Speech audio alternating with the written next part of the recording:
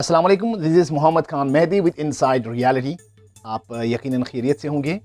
हम आज फिर से जो ट्रांसमिशन हमारी जारी है रशिया और यूक्रेन के हवाले से, क्योंकि ये काफ़ी शिद्दत इख्तियार कर चुका है। साइड से काफ़ी बम्बार्डमेंट और एरियल ड्रोन का इस्तेमाल, इस तरह से सोफिस्टिकेटेड वेपन्स का जो इस्तेमाल रहा वो बारी था। बहुत ही ज़्यादा ह्यूमैनिटेरियन क्राइसिस अब पैदा हो चुके हैं। अब दोनों साइड से क्लेम कर रहे हैं और यूक्रेनियन का भी आस्टोनिशिंगली they are claiming the lives of Russian air troopers. तो उनके हवाले से भी वो काफ़ी यूक्रेन के अथॉरिटी ये क्लेम कर रहे हैं कि उन्होंने रशिया के मुतअद्दिद एहलकारों को जो बाई एयर और बाई लैंड आए हैं, इन्वाइट किया है, उनको उन्होंने मार डाला है। इसके अलावा जो दूसरी अहम डेवलपमेंट, यूक्रेनियन ज़ेलेंस्की जो उसका प्रेसिडेंट है, उनका मिडनाइट के सेशन में उनका आवाम को एड्रेस करना था कि और उनका बताना था कि वो रिज़िलिएंट पोजीशन में हैं, मगर उन्होंने अचानक एक ऑफ़र कर दी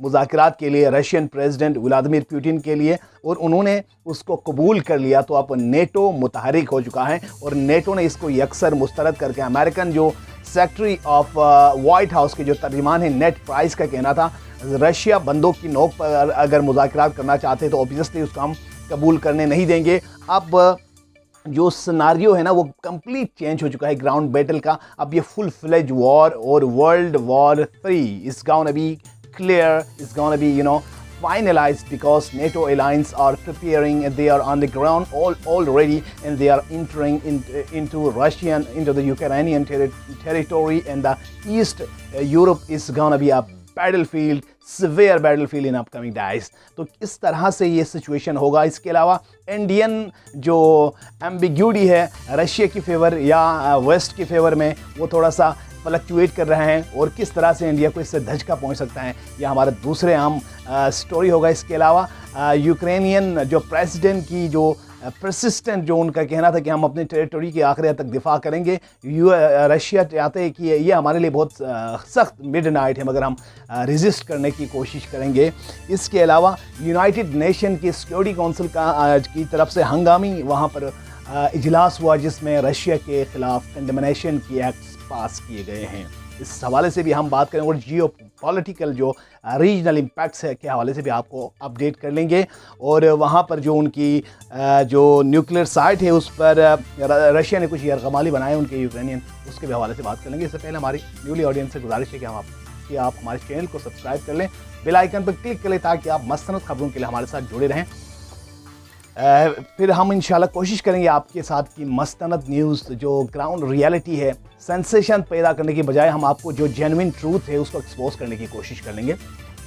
so let's move towards the hot topic, towards the debate of the day, which is the recent ongoing war स्किर्मिशेस and war conflict between Russia and Ukraine. अब इसमें काफ़ी डेवलपमेंट्स आ चुकी हैं। अगर आप देखें तो ज़मीनी जंग पर रशिया ने काफ़ी इन्वेट कर चुका है और वो ओवरवेल्म कर रहा है ओवरऑल नेटो के ऊपर, वो छाया है। और नेटो ने जिस तरह से यूक्रेन को लर्च में छोड़ा और उनके प्रेसिडेंट ने रात गए रशिया के साथ मुज़ाकरात की पेशकश कर ली, और ये एक बहुत बड़ा डेवलपमेंट है। और रशिया के प्रेसिडेंट ने इसको कबूल कर लिया, और उनका ये शर्त कंडीशन आयद करना था प्रेसिडेंट व्लादिमीर पुतिन का कि बग़ैर अमेरिका और उसके एलाइज के जहाँ पर भी वो मुज़ाकरात के लिए टेबल टॉक्स रखते हैं उसको कबूल करते हैं, मगर फ़ौरन ही अमेरिका आ जाते हैं और वो सपोर्ट तो नहीं करते ग्राउंड रियलिटी पे यूक्रेनियन अवाम की। वो बेचारे अवाम क्रश हो रहे हैं, मर रहे हैं। अब तक सैकड़ों लोग, हज़ारों में पहुंचने वाले वो मर चुके हैं।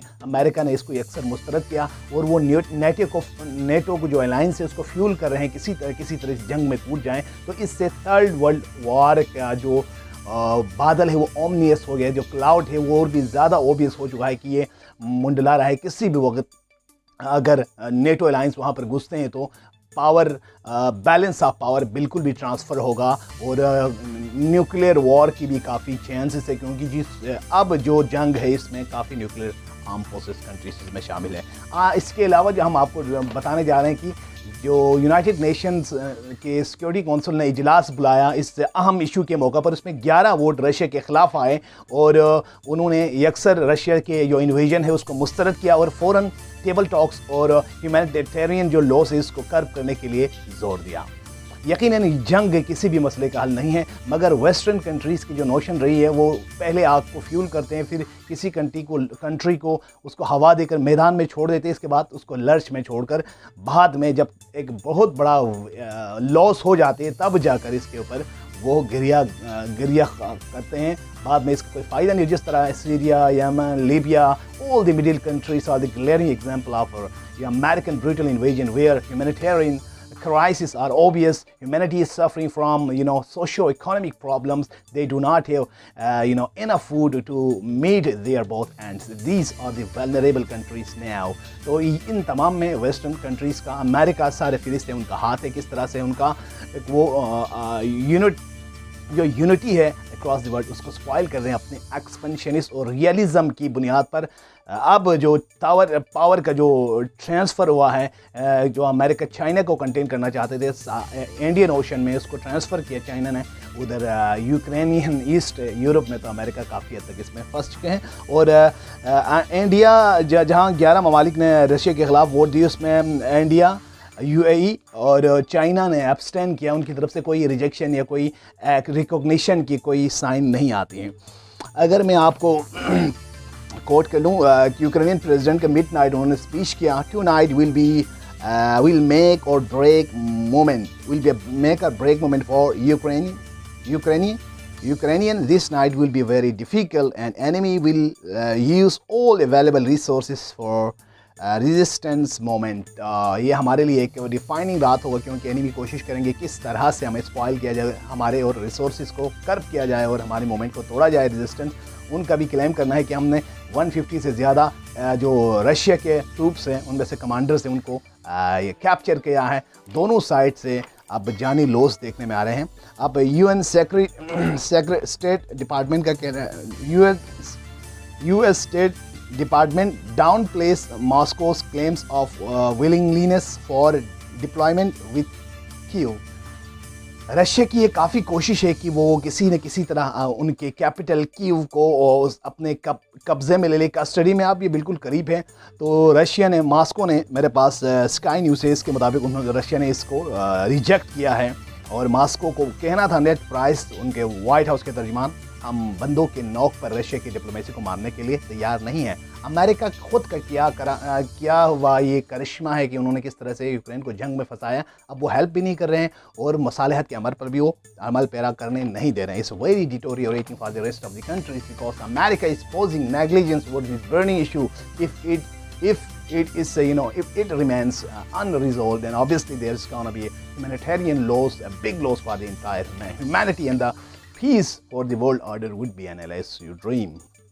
اب سائبر اٹیک جو ہوا ہے رشیا کی سورسز پر مختلف، اب اس میں زمینی جو بیٹلز، فزیکل آرم امنیشن سے ہٹ کر جو سائبر اٹیک، جو سافٹ وار ہو رہے ہیں، اب دور ہی 5th جنریشن وار کی ہے. تو رشیا جو کہ جانا جاتا ہے، امریکن الیکشن تک انہوں نے ہیک کیا، مگر رشیا پر جو اٹیک ہوا ہے وہ کافی بھیانک تھا. اس میں بہت سارے ان کے ڈیٹا وغیرہ انہوں نے اپنے ہائی جیک کر لیا ہے اور کافی حد تک ان کو لاس بھی ہوا ہے. دا انڈیپینڈنٹ نیوز کے مطابق میں آپ کو بتا چلوں، Anonymous launches attacks against Russia and pledges support for Ukrainian